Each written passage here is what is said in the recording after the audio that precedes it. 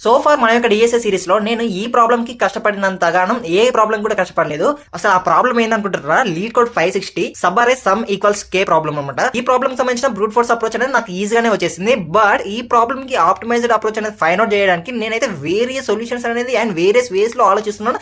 And ఒక్కటి కూడా మనకు ప్రాపర్ ఆన్సర్ అనేది రావట్లేదు అనమాట. సో లాస్ట్ 2 days నుంచి నేనైతే ఈ యొక్క ప్రాబ్లం పైన వర్క్ అనేది చేస్తున్నాను. అండ్ ఎట్టకేలకు లాస్ట్ కి నాకైతే దీనికి సంబంధించిన అసలైన లాజిక్ అనేది అర్థమైంది అనమాట. So welcome to day 12 of learning DSI in 100 days. So ఈ రీల్ లో అయితే మీకు ఈ యొక్క ప్రాబ్లమ్ సంబంధించిన బ్రూట్ ఫోర్స్ అప్రోచ్ అనేది ఎక్స్ప్లెయిన్ చేస్తాను. ఒకవేళ మీరు ఈ యొక్క ప్రాబ్లమ్ కి ఆప్టిమైజ్డ్ అప్రోచ్ అనేది ఫైండ్ అవుట్ చేస్తారేమో ఒకసారి ట్రై అనేది చేయండి.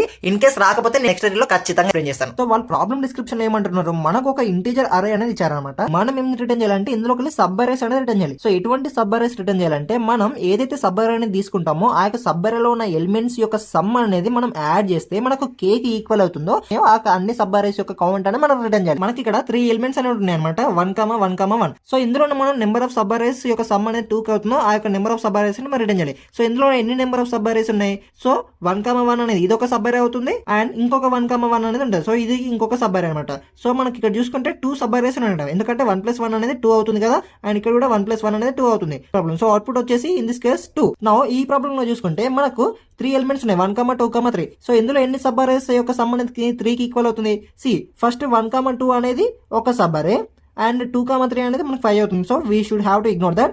అండ్ నెక్స్ట్ 3 అనేది ఇంకొక సబ్ అరే. సో సింగిల్ ఎలిమెంట్ ఉన్న మనం దాన్ని సబ్ అరే లాగానే కన్సిడర్ చేసాం అనమాట. సో ఈ యొక్క అరేకి కూడా మనకు అవుట్పుట్ అనేది ఎంత, సో 2 అనమాట. ఇప్పుడు ఈ యొక్క ప్రాబ్లమ్ ని మనం బ్రూట్ ఫోర్స్ అప్రోచ్ లో సాల్వ్ అనేది చేద్దాం. సో బ్రూట్ ఫోర్స్ అప్రోచ్ లో ఈ ప్రాబ్లమ్ సాల్వ్ చేయడానికి నేనైతే 2 ఫర్ లూప్స్ అనేది తీసుకుంటున్నాను అనమాట. సో ఈ యొక్క 2 ఫర్ లూప్స్ ఎందుకంటే అవుటర్ ఫర్ లూప్ అనేది మనకు 1 టైం రన్ అయితే ఇన్నర్ ఫర్ లూప్ అనేది n టైమ్స్ అనేది రన్ అవుతుంది అనమాట. సో ఇప్పుడు నేను ఇక్కడ ఏం చేస్తున్నాను, ప్రతి సబ్ అరే అనేది తీసుకొని ఆ యొక్క సమ్ అనేది మనకు కే కి ఈక్వల్ అవుతుందో లేదో నేనైతే ఫైండ్ అవుట్ అనేది చేయబోతున్నాను అనమాట. సో ఫస్ట్ ఏం చేస్తున్నా, 1 అనే ఒక సబ్ అరే అనేది తీసుకుంటున్నాను. సో ఇది తీసుకొని 1 అనేది కే కి ఈక్వల్ అవుతుందో లేదో చెక్ చేస్తున్నాను. ఆ తర్వాత ఏం చేస్తున్నా, 1,2 అనేది ఇంకొక సబ్ అరే తీసుకుంటున్నా, దాని అది కే కి ఈక్వల్ అవుతుందో లేదో చెక్ చేస్తా. అండ్ తర్వాత 1,2,3 అది కే కి ఈక్వల్ అవుతుందో లేదో చెక్ చేస్తా. అండ్ నెక్స్ట్ ఏం చేస్తా, 2 అనేది ఒకటి తీసుకుంటా అండ్ 2 అనేది తీసుకుని అది కే కి ఈక్వల్ అవుతుందో లేదా. నెక్స్ట్ 2,3 అండ్ 2,3 యొక్క సమ్ అనేది మనకి కే కి ఈక్వల్ అవుతుందో లేదో చెక్ చేస్తాం. అండ్ నెక్స్ట్ 3 అనే ఒక సబ్ అరే తీసుకోండి, ఆ యొక్క సబ్ అరే సమ్ అనేది కే కి ఈక్వల్ అవుతుందో లేదో చెక్ చేస్తాం అనమాట. సో ఈ విధంగా తీసుకోవడానికి మనకు 2 ఫర్ లూప్స్ అనేది అవసరం ఉంటాయి అనమాట.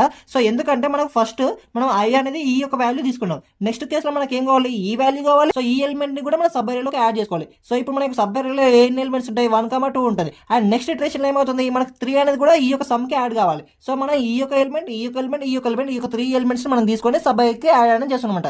సో నెక్స్ట్ తర్వాత ఏం చేస్తాం, ఈ యొక్క ఎలిమెంట్ ఉంటుంది, దాని తర్వాత ఈ యొక్క ఎలిమెంట్ కూడా మనం సబ్ అరేకి యాడ్ చేస్తాం. ఈ యొక్క 2 ఇటరేషన్స్ అయిపోయాయి కదా, థర్డ్ ఇటరేషన్ లో మనకి ఈ యొక్క వాల్యూ ఉంటుంది. సో ఈ విధంగా మనం సబ్ అరే యొక్క సమ్ అనేది ఈ బ్రూట్ ఫోర్స్ అప్రోచ్ లో solve చేసామంట. That's it for day 12 and see you